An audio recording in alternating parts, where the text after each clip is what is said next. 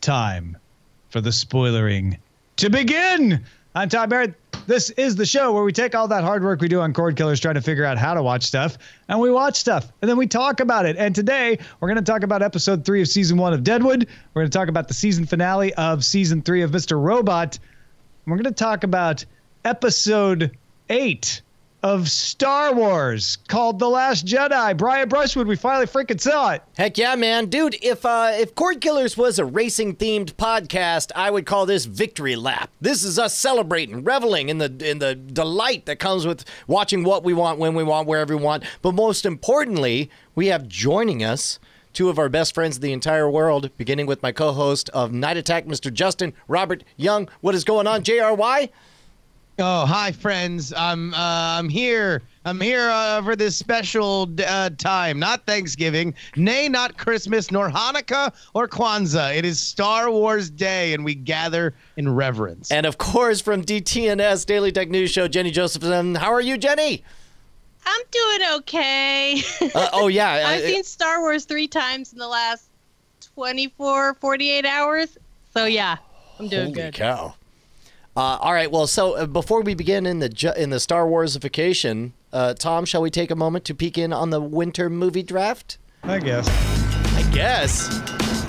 Are you kidding me? This is big news. Tom? Yes? I don't think Star Wars The Last Jedi had the opening that I needed it to that I was predicting it was going to have. How much? 187 million is not the opening you needed, huh? Well, opening weekend for The Force Awakens. Let me look that up. Awakens right now. 240. So this is so far behind.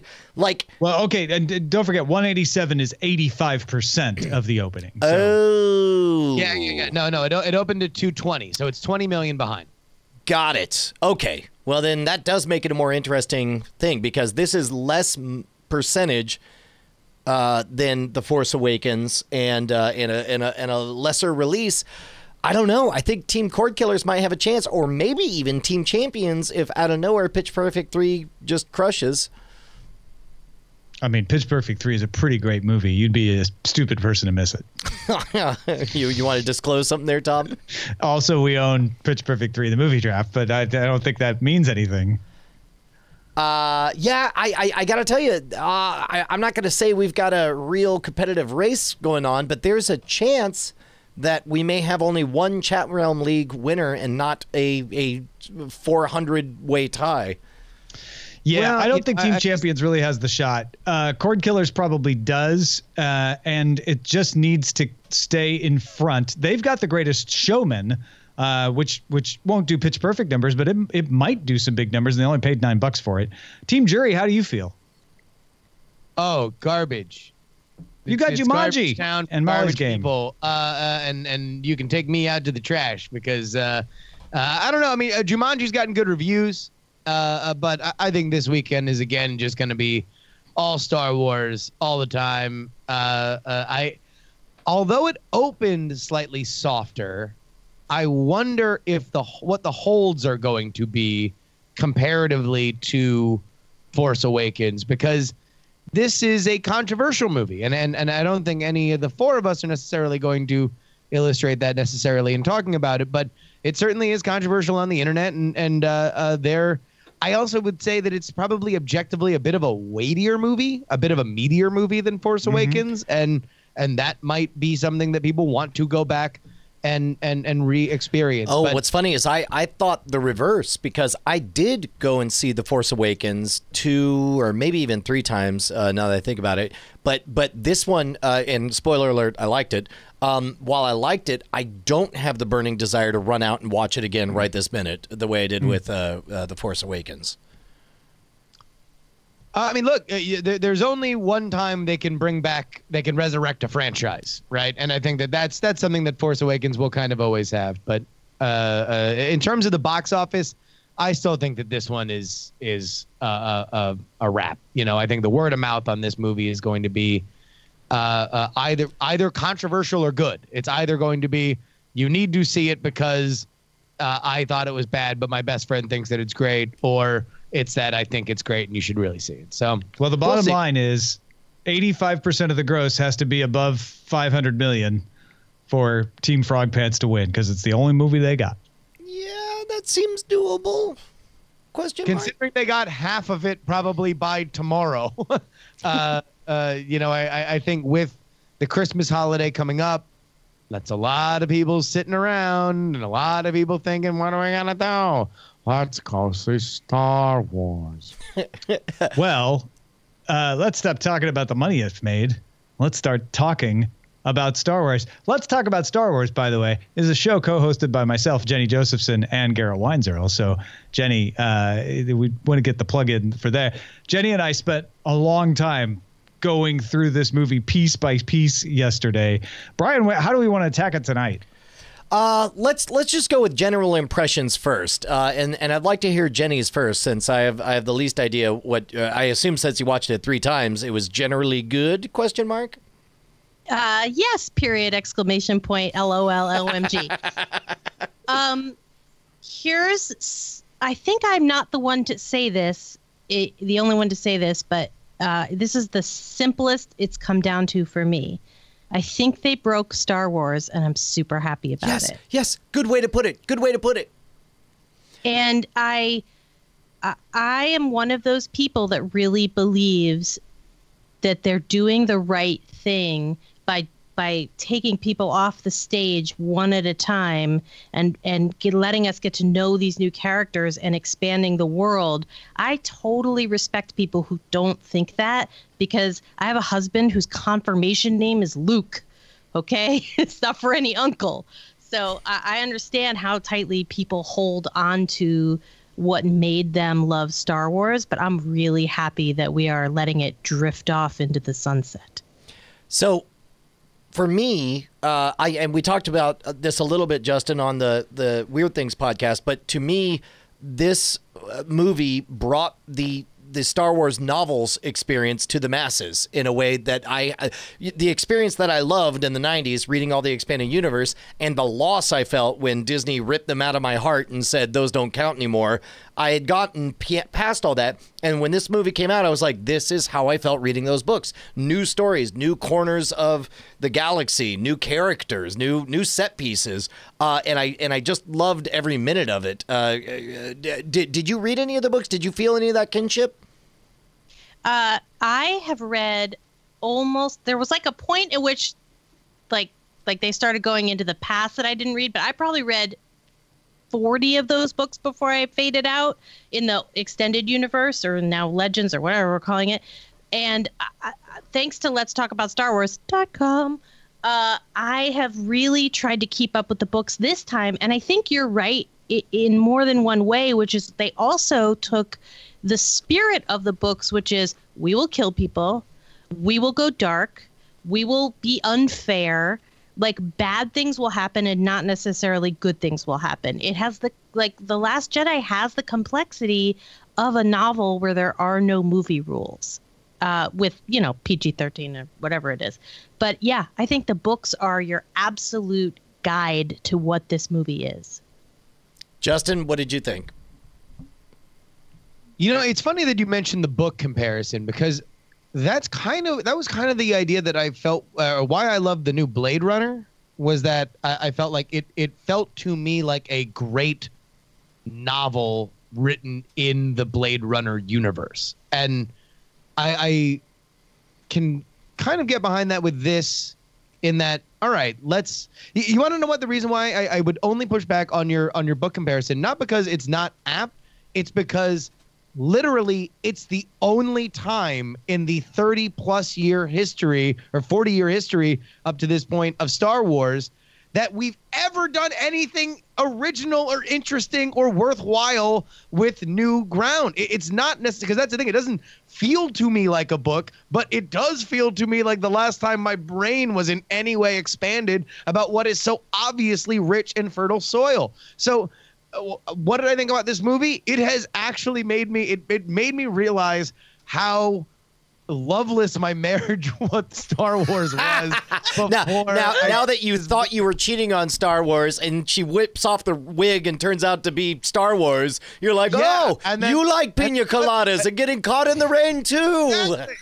Dude, I was not into yoga and I had to have a brain, and I realized that's why I didn't like Rogue One. It's why I didn't like the prequels. It's why I didn't have listen, I was always going to go see these movies because I love these movies. I will eventually see Justice League, despite the fact that Batman versus Superman only holds a place in my heart because of how hard I laughed watching it initially. And there's only you just have a serotonin connection to a piece of work that you laugh so hard during. But I love these geek things, and I wind up seeing them and I wind up watching them whether or not they're good. I've watched Doctor Who through seasons that I thought were absolutely like a dental surgery just because I wanted to be a part of the conversation, and I love the community so much.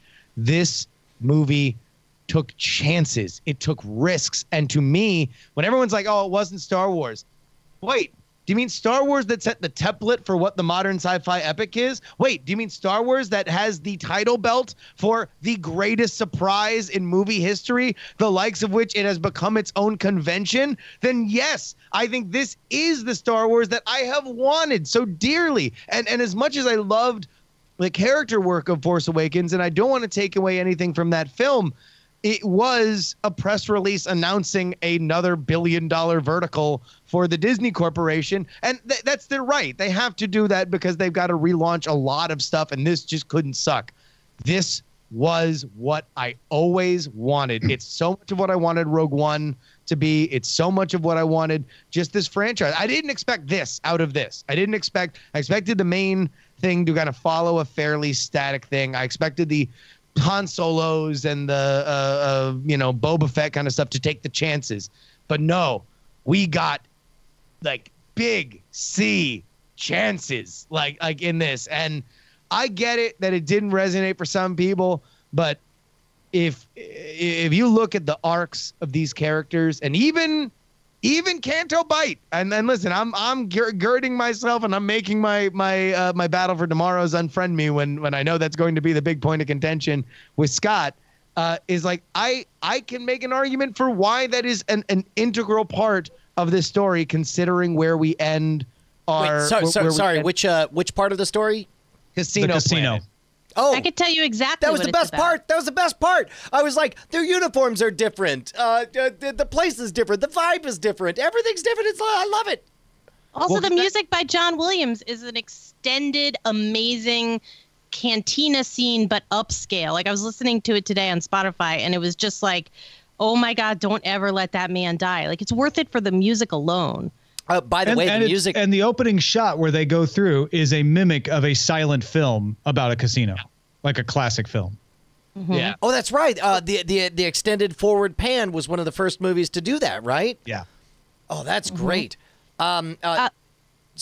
Go ahead, Jenny. Oh, I was just gonna say, like, it mystifies me in a way why people. I understand, like, it's maybe a little hedged too long, the Canto Bite part, but in a movie that's literally all about failure, it's a whole failed arc, which is radical. Like the whole thing that little ghost Yoda sits there and says, which is like, you have to learn from your failures.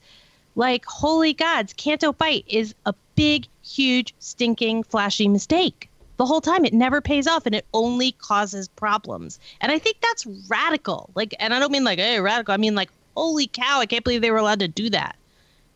Yeah, I see people in the chat room saying the same thing, and some folks that I really respect have said it. Like, I don't get why we spent so much time with Finn and Rose when their story didn't matter. And my thought is like, well, I can't argue with you that if that's the way you feel, but you didn't know their story didn't matter. And the brilliance to me of what Rian Johnson did was he kept setting you up to think that something was going to succeed that didn't. And he kept putting his characters in impossible situations that they couldn't get out of, and they did. And in both cases, you were surprised every time. So Finn and Rose, we thought they were going to get the code breaker. They didn't get that code breaker. They got a different one.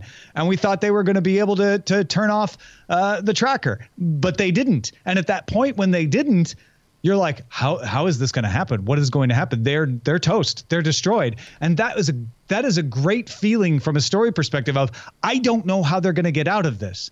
And you can't have that feeling if you don't invest so much time and tension in Finn and Rose trying to pull this off and yet to have it fail. Well, and understand, if what you seek is a surprise and a delight, the only way that exists is if you know that the rules of the game include them failing. This is why sports is so intoxicating to people, because you apply your own narrative and your team are the good guys and the good guys might lose. And it's only in that context that you get the electricity of true surprise.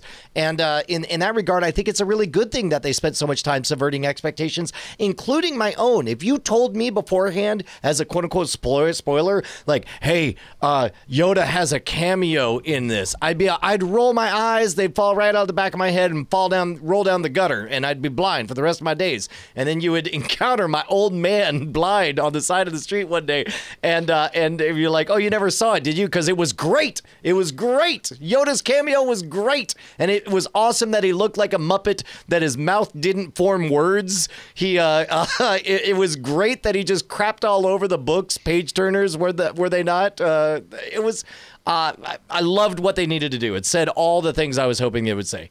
And you know, he delivers. And it's weird because the sound design on the line is, I think, that made a lot of people miss it. But that line that we are what they outgrow, and that's we are what they grow beyond. Where they grow beyond, and that's the mark of a true master.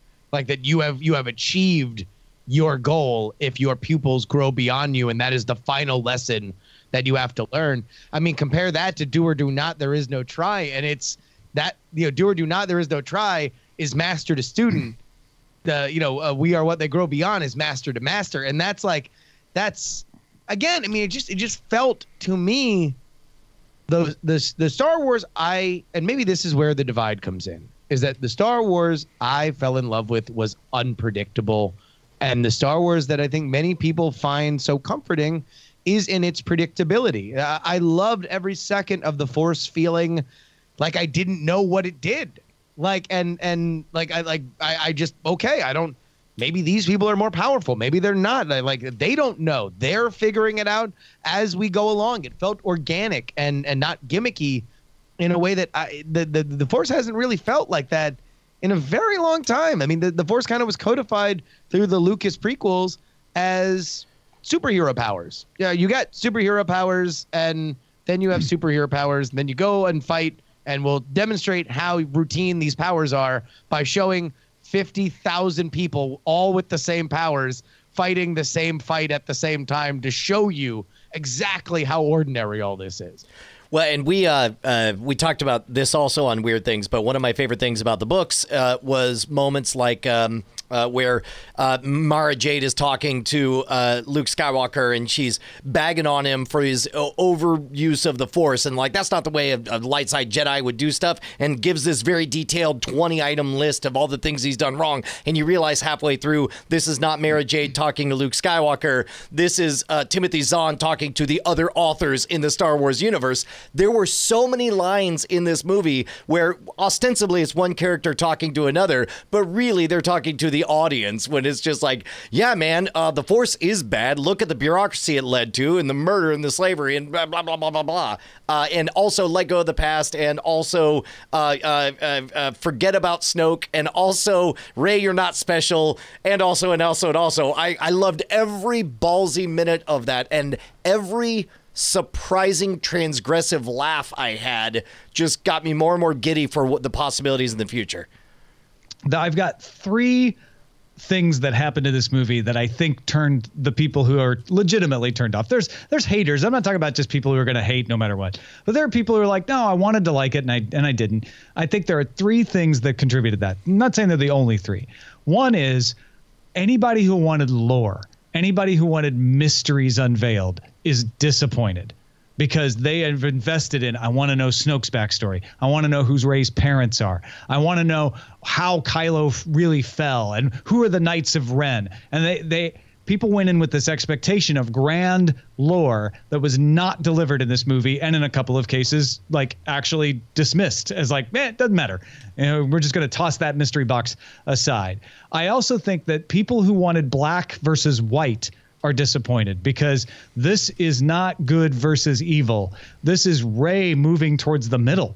Rey is angry in every Force time conversation she has with Kylo. Kylo is calm in every one of those conversations. This is the blurring of the lines. And Poe Dameron does the wrong thing. And he leads a rebellion against a person who was actually doing the right thing. And there's a mutiny. And the lines are blurred all over the place. So people who like that very clear good versus evil, I think were a little disappointed. And finally, the good guys don't win in this one. It's an escape. Like most of the resistance is wiped out. This is a defeat. I mean, Empire Strikes Back ends with things uncertain. You don't know what's happening and how's Han going to end up and all of that. But it's not a vicious defeat like this. This is a defeat of the entire resistance. And that's something we have not seen outside of the prequels, where we knew they were going to lose because, that was already foreordained. I would only say this to the black versus white thing, because I do think that the movie leads us down this path of complication, right? Kylo shows shades of redemption, and Rey shows shades of the dark side. We get this very complicated scene of DJ going through like, hey, look, arms dealers sell arms to arms people. They don't care if they're good or bad. Look at this X-Wing 3D rendering. But the moral ultimately is that DJ's a piece of shit and Luke's wrong. Luke's wrong to say that all of this is shades of gray, that there are the lines of black and white. And ultimately, despite the fact that just because these questions are hard, just because these questions are complicated, does not mean that you are morally obligated or excused rather from doing the right thing. And that's why, again, another subversion. This scoundrel doesn't have a heart of gold. He's not making a leadership decision like Lando. He's not really a good guy deep down like Han. He's just a piece of garbage who is selling out. Because, by the way, that casino trip is not just a failure in that they're not able to do it. It's what murders people. Yes. It's what whittles down everybody from the resistance from an army that we see in the first frame to fitting on the resistance holiday party on the Millennium Falcon at the end. And also, let's just say, if this were the rebooted Battlestar Galactica, I can tell you 3 people who would just be shunted out of an airlock, and they would be Poe, Rose, and Finn, because they murdered people and then they shot purple-haired Hillary Clinton. Like they literally did the wrong thing the whole time. And I guess my only beef with it is that I really think they should be in like resistance jail if they could ever stop running long enough. And I mean, they didn't murder people. They made guys, decisions that caused people to die, right? Isn't this great? We're arguing about Star Wars again, and we're arguing about the content, not about the meta direction of who's driving the ship. We're arguing about the story elements. Hey, also, by the way, BB-8 is a straight up sociopath. An insane, murderous sociopath droid. Well, R2 always was too. R2's just too old for the game now. I love BB-8. Yeah, man. You know what? I was never afraid of R2. Very afraid of BB-8. I don't know that I would let BB-8 in my house. Hey, listen, BB-8. No, but I just wanted to get back to this. When you say they murdered people, I'm not missing something. They didn't shoot people. You're saying that the decisions they made caused people to die. Yeah. Okay. Like their decisions and their lack of respecting essentially security protocol of not telling complete strangers your plan while they're sitting behind you asking you for money. Like they'd never met this guy before, and they're like, oh yeah, they're gonna evacuate. They let him hear basically a secret transmission, and then he used that to free himself from the First Order. Like that has to have like that would be enough to land you in jail in America. In Battlestar, in Star Trek, you'd be kicked out of the fleet until somebody sent you to some super weird fungus ship.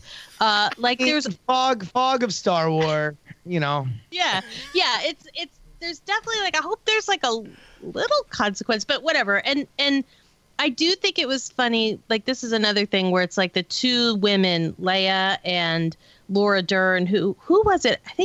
I forget, someone one of the 50 people I brought to Star Wars. No. One of the 50 people I brought to Star Wars said they had actually more chemistry between Laura Dern and Carrie Fisher than anybody else in the movie. Like maybe that's what was going on post Han.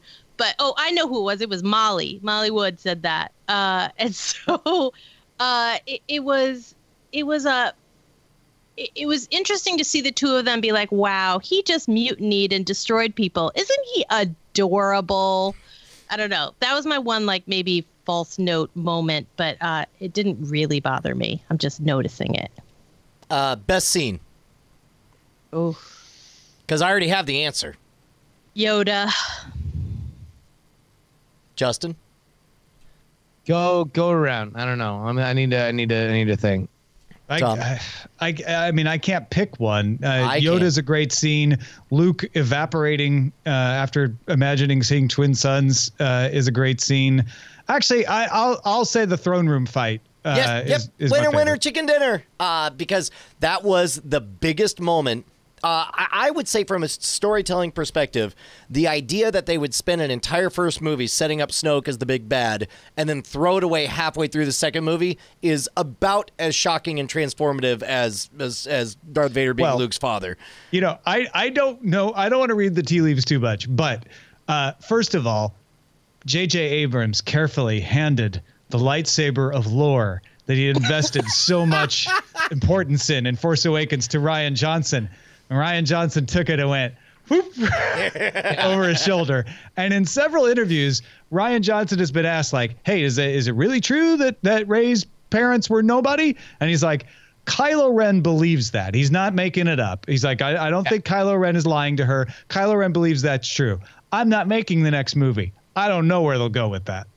So I feel like Rian Johnson did some stuff where he's like, he has said, like, they didn't tell me what I had to do. They didn't tell me whose Rey's parents were.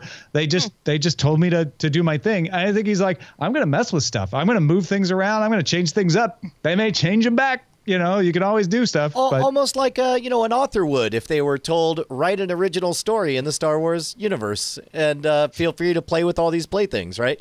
That scene was great. I loved the fact that the music harkened back to the Return of the Jedi music. And look, the beating heart of this movie begins with Rey and Kylo realizing that they're kind of force bonded together, and really, that was the first moment in the movie where I was like, oh, like, we got something special on our hands, because that was advancing a plot that you were expecting to take another 2 movies.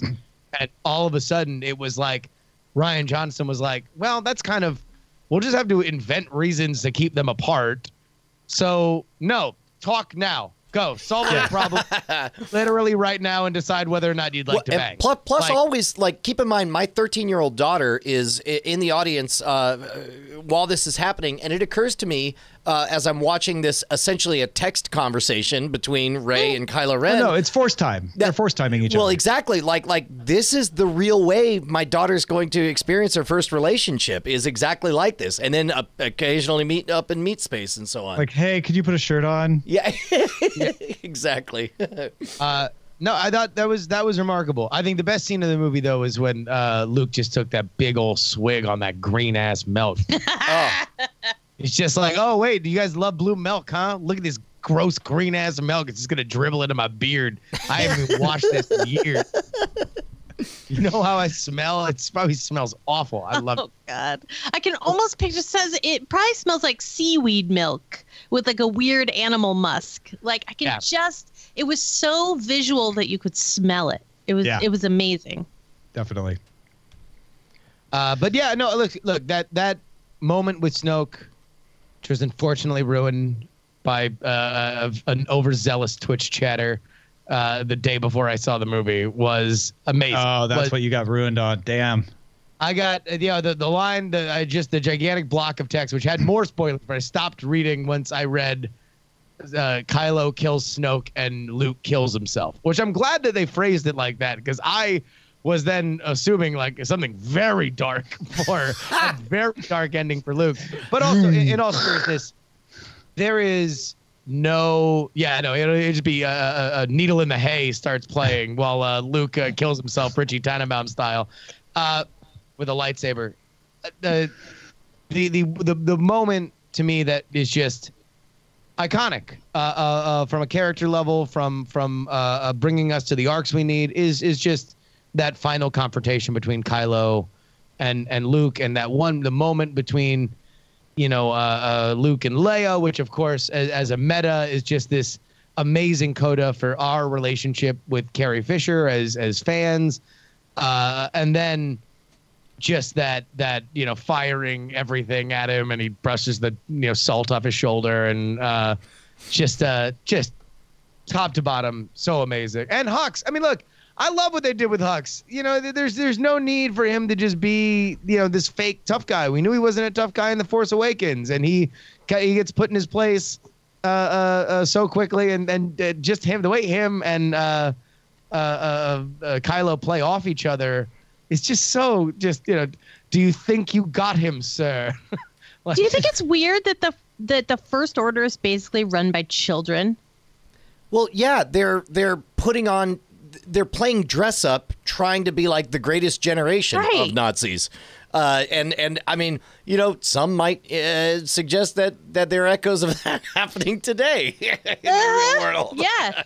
I mean, that's what I had another one of my 50 friends in the yard basically say, that she felt like Kylo Ren was like a little alt-right amalgam with like a force power. Because like for her, it was just like seeing this, like you could literally take the anger and rage and translate it. Like, it's funny, like, the original Star Wars, A New Hope, was all about fascism. So when people are like, I don't want my Star Wars political, it was in 77 and continues to be. And it is saying weirdly all the same things that Lucas was saying in that first movie. Yeah, I think that obviously there's a lot that you can look at the First Order in terms of being a fascist organization. But to me, what makes Kylo amazing as a character, and by the way, this is something that Star Wars did in this movie, that in the decade now that Marvel has been making movies that we have all enjoyed and loved, that they have done a compelling villain, the likes of which Marvel hasn't in all their stabs at it. This is somebody that, look, you understand that Kylo's an abused child. He is somebody that in his mind believes that his uncle was going to kill him, right? Where that situation was manipulated by Snoke, of course, you can kind of read into, but like you understand his pain. When he has these moments, these revelatory conversations with Rey, you're like, okay, I get why Rey feels he's worth it, why he's worth trying for, because she senses something in him that I think we can all read into. And at the point that he says, I mean, ultimately their division comes down to we need to continue killing people, not, hey, will you please take care of me? Like that's basically like, all right, let's split the difference, Rey. All will be together and we can heal as humans, because you've obviously are looking for a place in this world and see something in me that's worth it. And you really want to help me recover from this intense trauma. But also now you meet me halfway, where we just have to keep killing everybody to make sure that none of the past can ever revisit us, that we can actually build a new civilization. And like, that's something that is the best of all villains. Every great villain, you can thinks he's a hero, but you disagree. You can understand their motivations, and it's not just I need to burn down the world so I can rebuild it in my image, the image of me, the villain who's only going to be around for Thanos with a glove. Basically. And look, the Marvel movies are about the heroes; they're not about the villains, right? And that's fine. That works great for them. Kylo is without a doubt the best villain I can remember in a generation. in any kind of franchise. That moment of sensitivity when his his mentor Snoke is like, and lose that ridiculous mask. What are you doing? You look like an idiot with that. And he's so frustrated and he smashes it up like an injured teenager. You're right. There is something universal and relatable about that. Because Snoke's manipulating him like a abusive stepdad would manipulate a kid who was abused by his biological father, right? Like he's pushing these buttons because he knows he can push them. Right. And you mentioned the word father, which is a critical point for me, which is that all of the bonding and the Force time and the everything, he still killed Han Solo. Are we forgetting this? Are we just cool? Well, but even then, he was doing Harrison Ford a favor. Okay, yes. But specifically, it's I've not experienced this, but I would imagine in a metaphorical way, he chose to live with his mom's new husband instead of his biological dad or whatever. It's he's doing it. He's not doing it because he wants to kill Han Solo. He's doing it to please his new father figure in Snoke, and he clearly doesn't enjoy it and derives no joy from it. And there's a few facts around this too. Like, he didn't just go kill Han Solo. He struggled over it. And I believe he wasn't sure until the last moment whether he was going to switch sides or kill Han. And we know what he did, but it was not easy. And he's still living with it. Luke says, "Strike me down and I'll always be with you like your father," which I think is him pointing out, you feel bad about that. I know you do. I can sense it. You're still conflicted. And especially that moment when he is supposed to kill Rey and he says, "I know what I need to do," which is exactly what he said before he killed his dad. Yep. And Rey says, "Ben," which is exactly what his dad said to him before he killed him.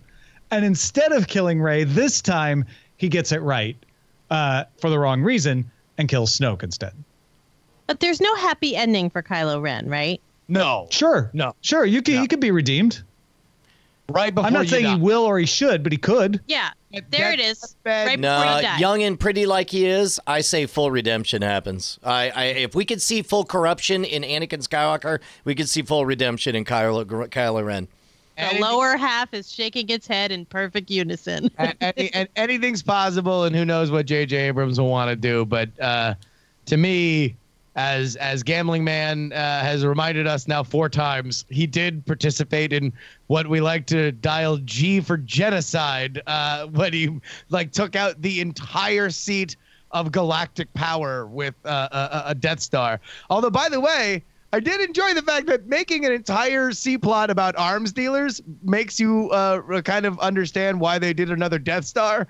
Because, once you start building these missile defense systems, it's not like, a Raytheon or a Boeing is going to be like, nah, let's do something original. It's like, hey, we can still build Death Stars. You want to build them another Death Star? You want a miniature Death Star that works on a salt planet? Here you go. Good. Whatever. Well, I like gambling. Bring all these credits to the Sabacc table, baby. Man, so I feel like outside of this, we get into minutia here, right? I think in general, we gave our overview of some pretty broad strokes. Well, thank you guys for joining us. Yeah, I appreciate it. Yeah, go ahead, Jenny. Space Leia. What about her? What do we think about? That's another controversial point. People are like, well, did she die out there? Here's the thing. No.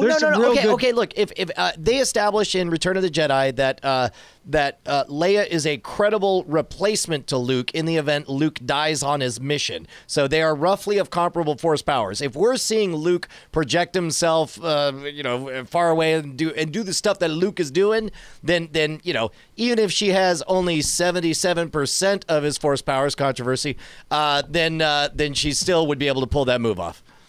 I mean, also, Space Leia is a dumb scene that doesn't affect anything else around it. It's very easy to imagine a scene where Leia is the only survivor from the bridge bombing and is passed out, and the rest of the story goes on just to. I didn't like the scene, but it doesn't affect the rest of the movie for me at all. I'll tell you what, I actually had that brief flash of like, holy crap, they're killing her in the first act, and was a bit surprised that that they kept her alive. I was like, oh, all right. Yeah, I think in the way it looked, it was a little bed knobs and broomsticky, where just the way that she was kind of flying. But in terms of the lore, chitty chitty bang bang. Yeah, I buy it. Look, it doesn't take a lot of pull in zero gravity to bring yourself back to somewhere. It's probably less than anything else that we saw. I mean, it's probably less force than that kid in the stable took to move his broom. So like the idea that she flies back in there is fine. And also, I heard somebody else thought that she blew open the door when she took out Poe, like with the Force. But I read that as everybody shooting the door. That was Leia reenacting her dad's scene from when he boarded her Tantive 4. Yeah, she blew up the door and then walked through the smoke. Again, look, I mean, this is just to me, it's just such a meteor movie. And the idea that like anybody would look at it and be like, whatever, just hand wave the like that whole mutiny plot, like, because people have been like kind of 50-50 with me on this. Did you buy that purple hair lady? Emelyn Holdo? That she wasn't who she said she was and was like on the First Orders? No, because I'd read the books, and without spoiling those in Spoilerin time, if you read the book Leia, you get a really clear sense of her character and her history with Princess Leia. So it's one of those examples where the extended the universe beyond the movies is so valuable in your understanding of the movie. I never picked up that even Poe thought she was First Order. I just assumed he thought she was not very good. Yeah, exactly. That's what I picked up. Or even if like maybe he would have intimated that she might be First Order if that was the leverage he needed to get everyone motivated on his side. You know. Well, I guess I just assumed it was kind of subtext that maybe he was certainly mutinying because this was not the path that they needed to go on, and he felt that he needed to take it in a different direction. But what I thought, and I don't know how much they go into physical description in the Leia book, Jenny. Yeah, it's similar. Okay, but when Poe is like, oh, that's who that is? Like, that's not what I thought she looked like. I thought that was a very clever way to say, okay, we're going to write it off as Poe being kind of like lowercase m misogynistic and hand waving that Laura Dern is this general, but that maybe it's like, oh wait, is the other curly haired lady and her like, are they? Because there was at that point is this unresolved question of how the First Order is tracking them through hyperspace, which we don't know until by the end. But that's what I read into it, is that it was not outside the realm of possibility that there was a rat, and that part of this, right, and that's why they kept quiet. And like part of the thing is like, when you worked in an office in an organization, like when I worked at Yahoo, and I would sit there with all my friends at my level and just be like, I don't understand why they're doing this, and I don't understand why they're doing this, and then we'd like eat another free thing that Yahoo gave you, and then you'd find out 3 months later that there was a plan, you just weren't involved in it, and it was sort of like a humbling lesson. That's actually the journey that Poe goes on, which is like, you're just not important enough in this particular element, Flyboy, to be bothered to waste our time telling you this. And I thought that was like such a powerful moment that ranks so true for me, that it worked. It worked for me. It's like the pilot from Delta Airlines storming into the Delta corporate offices demanding to be explained why the reservation system isn't fixed yet. Yeah. Right. By the way, as a repeated, horrifyingly shitty employee, because I have a tendency to do things like that, and I have righteous indignation and try to impose my will on upper management because I know with a capital K what to do more than they do. I can understand that was an affecting story arc for me. Excellent.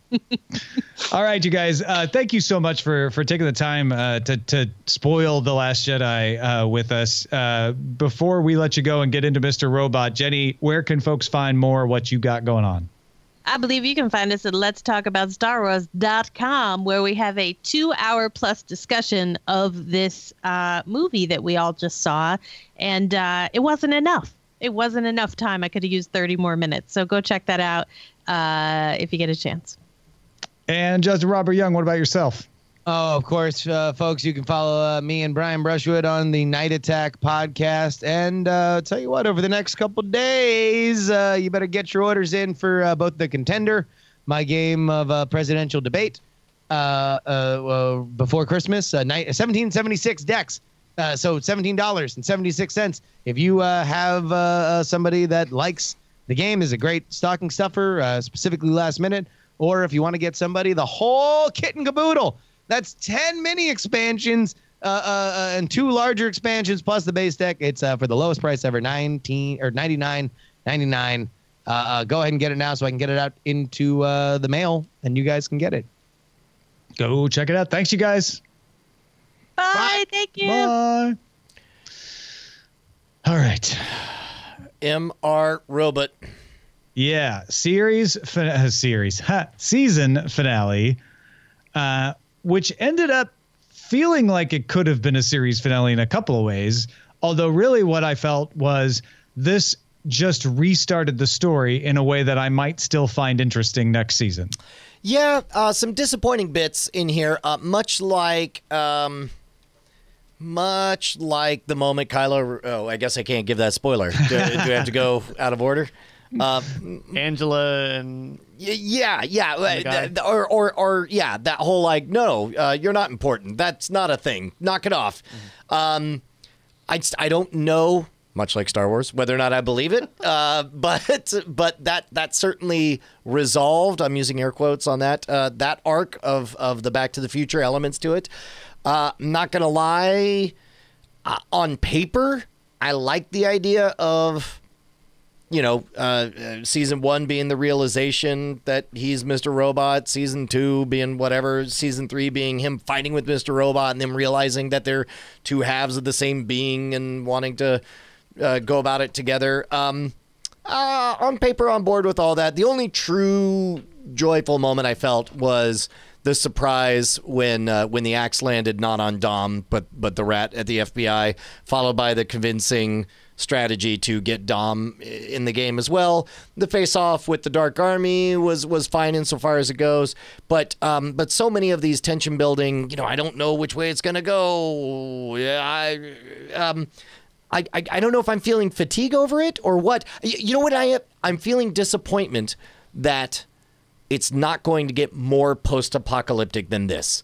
Yeah, that we're going back to stability. We're going back to the simpler stakes of a season 1, which ironically I have craved and cried for this whole time. Sure. But over the course of this season, I've been seduced by the idea of what if season 4 is full-on Fallout universe and time travel's possible and it all of a sudden becomes Future Man or whatever. It's like that is an intriguing possibility that appears to be off the menu given what we saw in this finale. And I guess I'm grieving a little bit for that possibility of what may have been.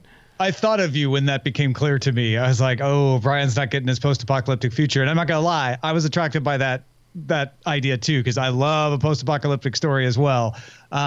So I'm a little sad that they didn't go there either. But I've also been kind of expecting them not to. I felt like they were flagging that what they wanted to do was solve the crisis. And I think 2 things are interesting going into the next season. One is Angela has gone from being, she believes this time travel stuff, which we know White Rose has talked about, but she also seems crazy, to she doesn't believe it at all anymore, but she also still seems crazy. So I wouldn't be surprised if there is something to it that White Rose is going to try. It's just that Angela flipped to being against it now and believing that it's not going to happen. Otherwise, I don't think they would have given us so many of those Back to the Future, time travel, time moments. I think there's still another piece of that. I don't even know if it means there will be actual time travel. But imagine this, just as a fantasy 3 more seasons arc. White Rose gets her project moved to the Congo. She continuously claims that it's a time travel device and is going to take back the past and fix everything. Angela still believes, or whatever, maybe doesn't believe, maybe other people believe.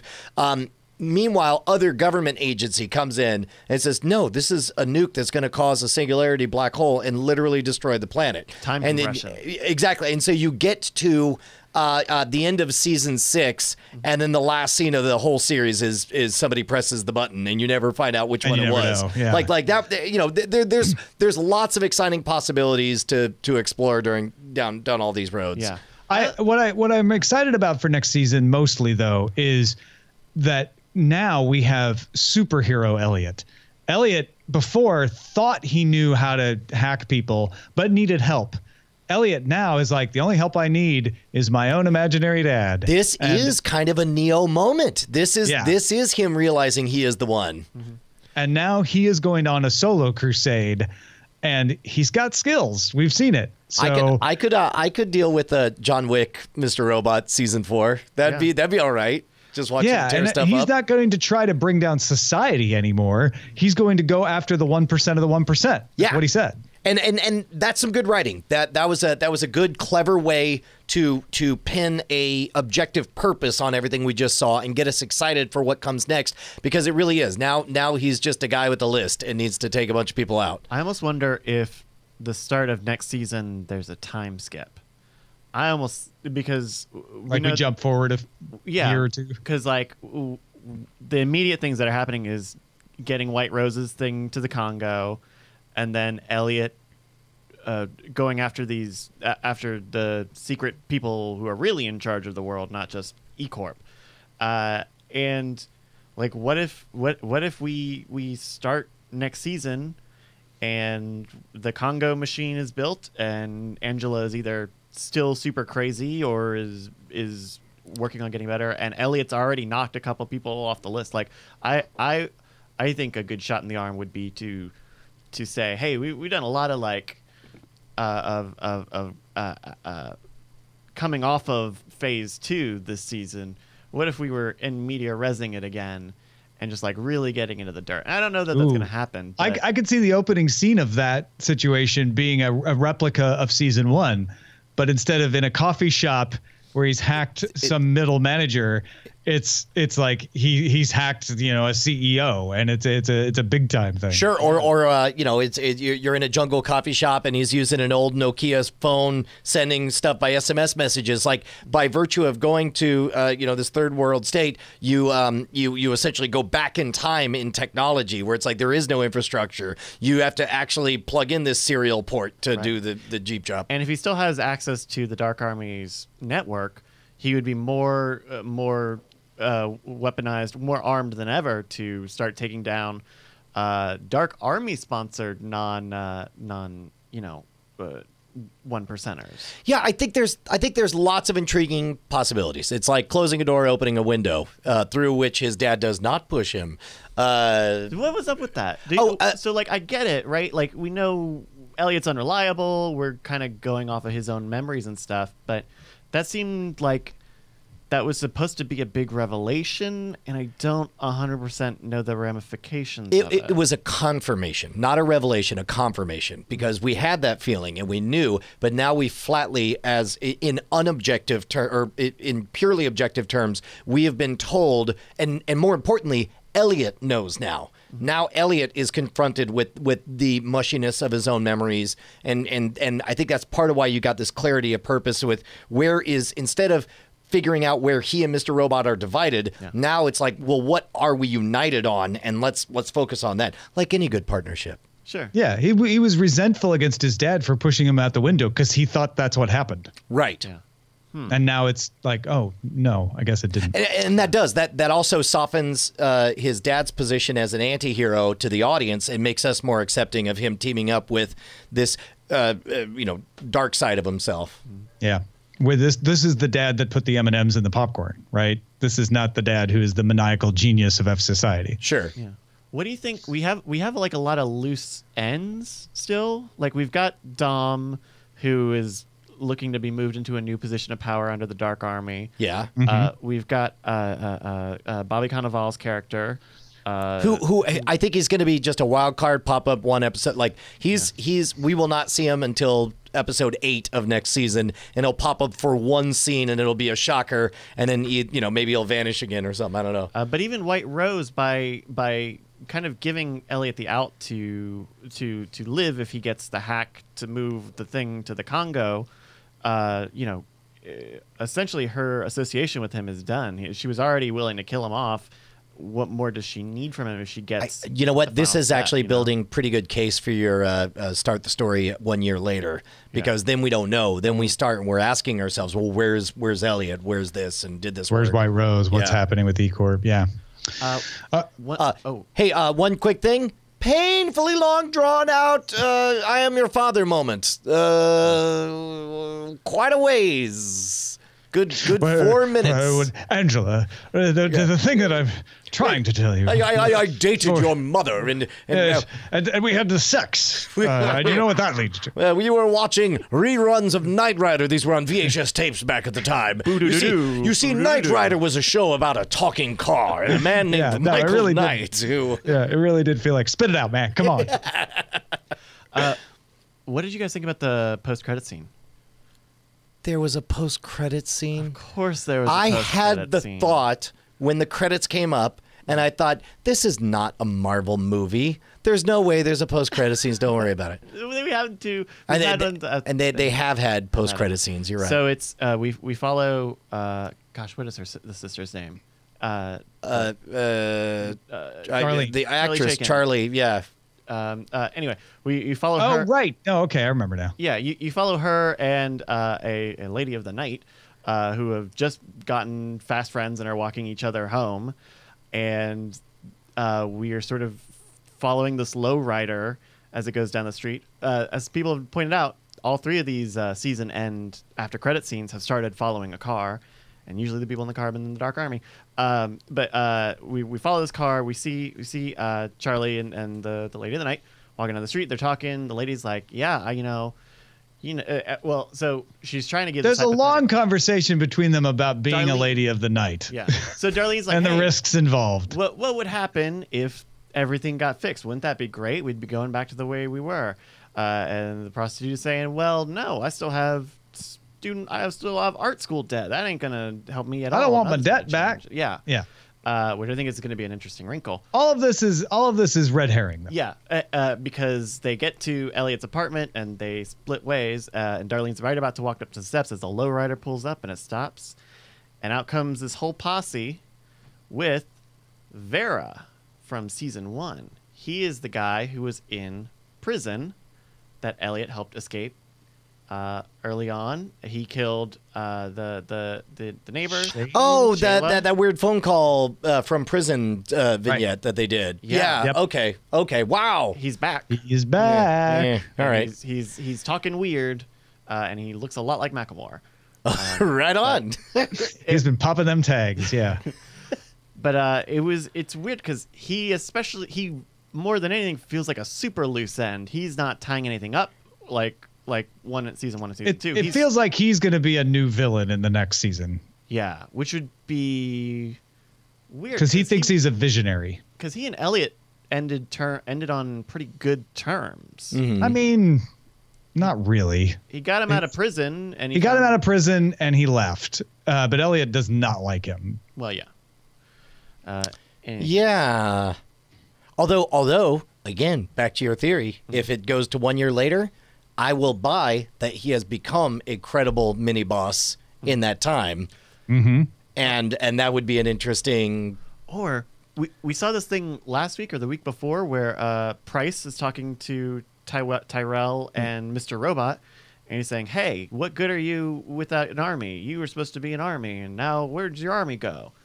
What if Vera provides followers. Oh man, see, no, I don't want to see Mr. Robot leading an army. I think he's a bad leader. I think he's a great maverick, and that's what I want to watch. He got F Society together, and Darlene couldn't. I mean, but that's a crack team of commandos. That's not an army, right? I mean, that's what I want to see is a ragtag group of miscreants all banding together to do the impossible. All right, let's finish up with Deadwood, episode 3 of season 1, Reconnoitering the Rim. This is when the Bella Union gambling outfit from Chicago, operated by Cy Tolliver, shows up in town. Hickok puts up some collateral in a poker game with McCall, and there's a threat from Brom Garrett regarding his gold claim, which ends up causing Brom Garrett to take a little spill. Tom, can I confess something? Somehow, like, I've not revisited Deadwood in a few years in my mind, and somehow I managed to forget my favorite element of it in the meantime. Like when I was thinking, oh yeah, we'll go watch Deadwood again, and I just had this loose collection of images. In that loose collection of images, I did remember the fact that there was gold struck on that claim, and that was problematic, and where things go from there. But I had totally forgotten about the petty war between Swearingen and Cy on two sides of the street. And the fact that Ricky Jay is introducing craps to the fine folks at Deadwood. I'm so excited that we're rewatching Deadwood. And this, I got to tell you, man, it's been 2 weeks. And the moment this is over, I'm going to watch the next episode because I have never wanted harder to hit next episode on something that is a library show than I did just now. Well, you've got the witness of Brom's attempted murder and the unknowing state of Brom. You've got the battle that you just mentioned between the two casinos. Now, Swearingen's not the only game in town, literally. And you've got Swearingen now not trusting Bullock because he thinks he's going to build competition and that Hickok must be in on it with them. Whereas Hickok's just like, I'm trying to stay out of trouble. I guess I'll help you build your hardware store. That is it feels unfortunately Three's Company-ish to me, more than I would like. And I felt the same thing watching American Beauty.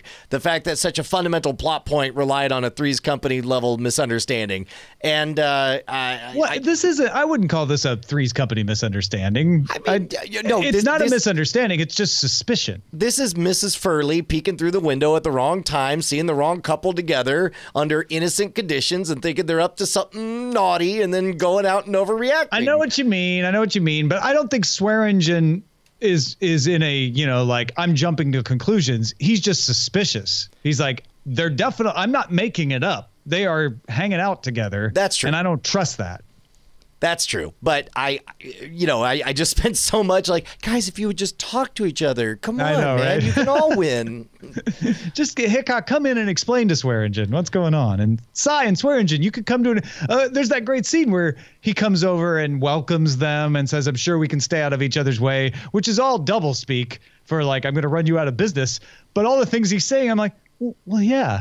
Why don't you just do that? What he's saying, what he's pretending to propose would actually work out really well for both of you. You should do that. Yeah. Very excited. Very excited going forward. All right. Well, thanks, everybody, for hanging with us. And I hope you enjoyed our extended Spoilerin time. Really fun talking to Jenny and Justin about Last Jedi. So once again, thanks to them for joining us. We'll spoil you again next time.